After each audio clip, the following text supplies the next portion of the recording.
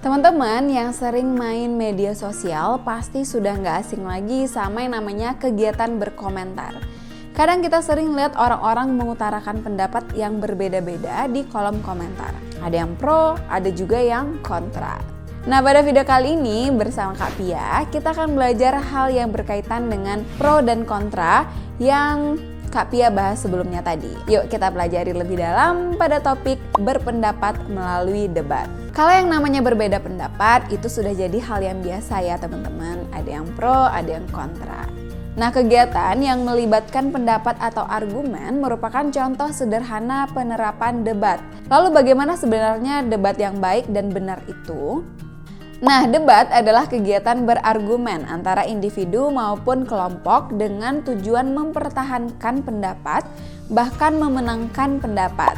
Perlu diingat, debat tidak hanya sekedar berbicara saja ya, tapi debat merupakan sebuah perpaduan dari keterampilan berbicara dan pengetahuan terkait topik yang akan didebatkan. Oleh karena itu, dibutuhkan persiapan yang matang dalam melakukan debat.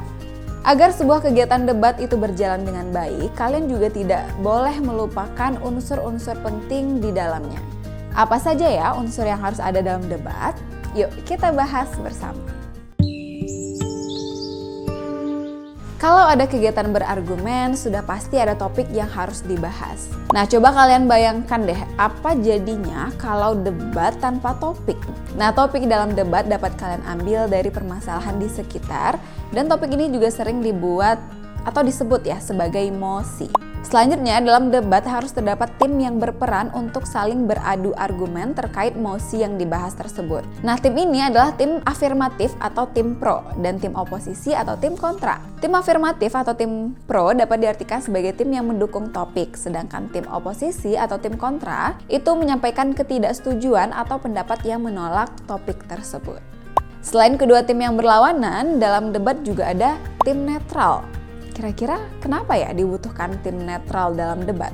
Jadi tim ini dibutuhkan guna memberikan dukungan dan semangat kepada kedua belah pihak. Tapi ingat ya, harus adil dan tidak boleh memihak pihak manapun. Sesuai namanya, netral.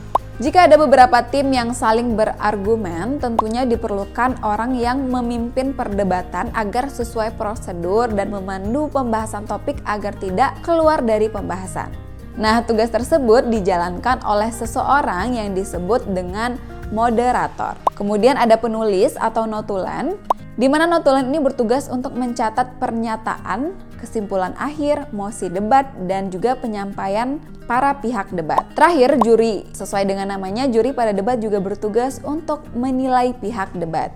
Juri bertugas menilai kekuatan argumen masing-masing pihak. Jadi apabila sebuah tim itu membawa argumen yang lemah, argumen tersebut tidak akan mendapatkan nilai yang tinggi.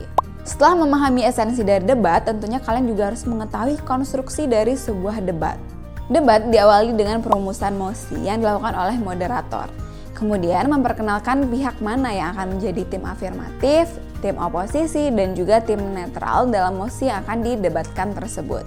Selanjutnya, masing-masing tim ini akan menyampaikan argumennya terkait mosi yang telah dirumuskan sebelumnya.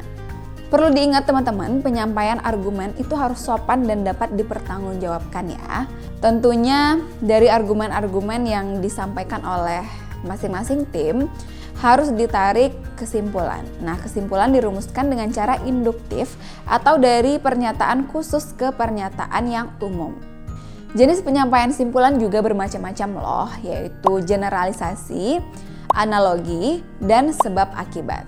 Pertama, simpulan generalisasi, yaitu simpulan yang bersifat general atau umum, yang diambil dari beberapa pernyataan khusus.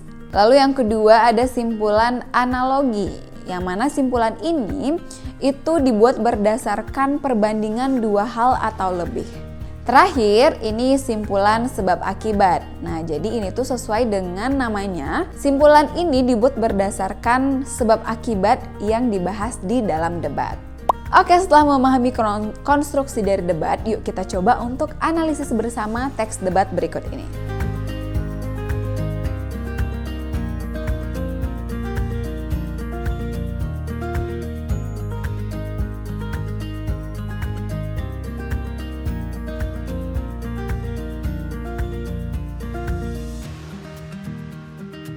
Mosi yang dibahas pada debat tersebut adalah apakah ponsel berbahaya?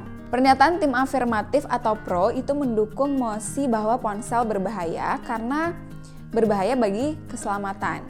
Lalu kalau pernyataan tim oposisi atau kontra menolak mosi bahwa ponsel itu tidak berbahaya dengan argumen bahwa ponsel memiliki banyak sekali manfaat. Lalu pernyataan tim netral menengahi mosi tersebut dengan mengatakan bahwa ponsel sangat berguna bagi kehidupan jika digunakan secara positif dan akan mengancam jika digunakan secara negatif. Jika kita analisis dari segi penggunaan bahasanya, debat tentunya menggunakan bahasa yang baku dan sesuai dengan kaidah karena debat merupakan salah satu kegiatan ilmiah yang melibatkan argumen. Nah, selain itu, kalimat yang digunakan pun harus efektif sehingga mudah dimengerti. Penggunaan kata yang maknanya konotatif juga sebaiknya itu dihindari. Sekarang kalian pasti sudah lebih memahami tentang debat. Kalau begitu, tunggu apa lagi? Langsung aja kita belajar praktik debat. Kira-kira apa aja ya yang harus diperhatikan saat praktik debat? Nah teman-teman, hal yang harus diperhatikan dalam praktik debat itu meliputi menyusun mosi. Mosi dapat kalian ambil dari isu terhangat di masyarakat. Selanjutnya adalah menyusun argumen mendukung atau menolak mosi.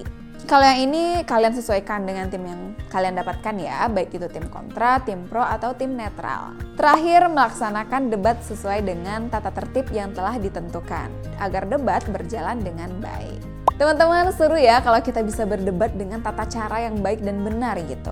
Bahwa ternyata debat itu tidak hanya sekedar berbicara aja loh, tapi debat merupakan sebuah perpaduan dari keterampilan berbicara dan juga pengetahuan kita terkait topik yang akan didebatkan tersebut.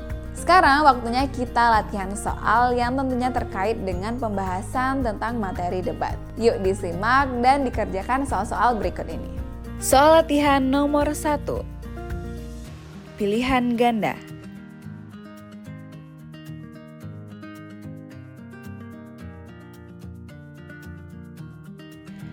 Mosi yang sesuai dengan pernyataan kontra di atas adalah nomor 2. Bacalah ilustrasi di bawah ini.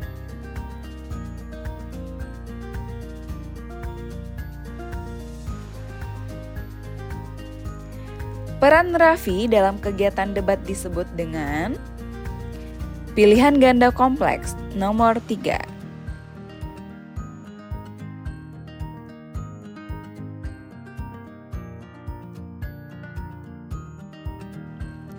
Pernyataan yang benar terkait dengan potongan debat di atas adalah nomor 4. Cermati pernyataan berikut dan tentukan apakah pernyataan tersebut benar atau salah.